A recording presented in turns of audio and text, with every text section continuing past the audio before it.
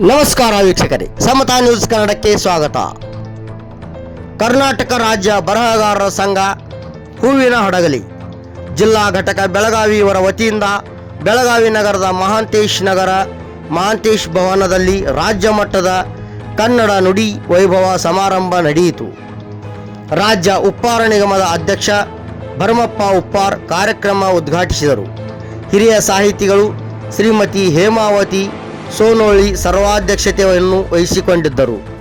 ಮುಖ್ಯ ಅತಿಥಿಗಳಾಗಿ MY ಮೆಣಸಿನಕಾಯಿ ಹಿರಿಯ ಸಾಹಿತಿಗಳು ಶ್ರೀಮತಿ ರೇಖಾ ಅಂಗಡಿ, ದಳವಾಯಿ ಶಿಕ್ಷಕರ ಸಂಘದ ಗ್ರಾಮೀಣ ಅಧ್ಯಕ್ಷ ಚಂದ್ರಶೇಖರ್ ಕೋಲ್ಕಾರ್, ಸುನಿಲ್ ಪರೀಟ್, ಶಿಕ್ಷಕರ ಸಂಘಗಳ ಪರಿಷತ್ ರಾಜ್ಯಾಧ್ಯಕ್ಷ ಸಂಗಮೇಶ್ ಖನ್ನಿನಾಯ್ಕರ್, ಸರ್ಕಾರಿ SC/ST ಸಮಾನ ಮನಸ್ಕರ ಶಿಕ್ಷಕರ ವೇದಿಕೆ ಅಧ್ಯಕ್ಷರು ಸುಮಾ ದೊಡಮನಿ, ಬರಹಗಾರರ ಸಂಘದ ಗ್ರಾಮೀಣ ಅಧ್ಯಕ್ಷತೆ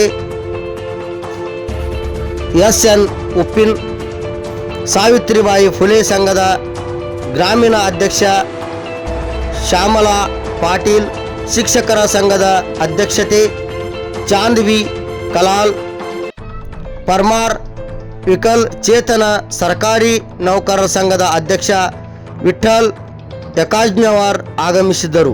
ಇದೇ ಸಂದರ್ಭದಲ್ಲಿ ರಾಜ್ಯಾಧ್ಯಕ್ಷ ಮಧು ನಾಯಕ್ ಅವರ 3 ಕೃತಿಗಳು ಬಿಡುಗಡೆಗೊಂಡವು.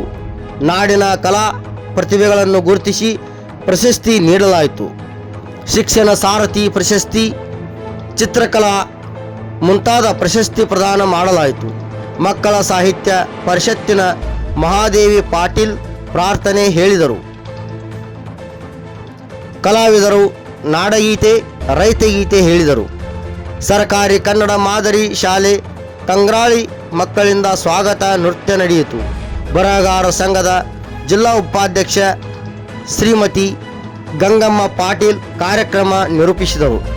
ಕಾರ್ಯಕ್ರಮದಲ್ಲಿ ಕ್ಷೇಮಾಭಿವೃದ್ಧಿ ಸಂಘದ ಎಲ್ಲ ಪದಾಧಿಕಾರಿಗಳು, ಸದಸ್ಯರು ವಿಜಯಕುಮಾರ್, ಪುಷ್ಪಾ ಹಿರೇಮಠ್, ತಂಬಾಲಿಮಠ್, ಪ್ರವೀಣ್ ಪಾಳೇಕರ್, ನದಾಫ್, ನಿತಿನ್ ಮೆಣಸಿನಕಾಯಿ ವರದಿಗಾರರು ಆಗಮಿಸಿದ್ದರು. ರುದ್ರೇಶ್ ಬಡಿಗೇರ್ ವಂದನಾರ್ಪಣೆ ಮಾಡಿದರು. ಇದೇ ಸಂದರ್ಭದಲ್ಲಿ ಸಮತಾ ನ್ಯೂಸ್ ಕನ್ನಡ ಬೆಳಗಾವಿ ವರದಿಗಾರರಾದ ರಮೇಶ್ ಬದಾಮಿ ಅವರನ್ನು ಸನ್ಮಾನಿಸಿದರು.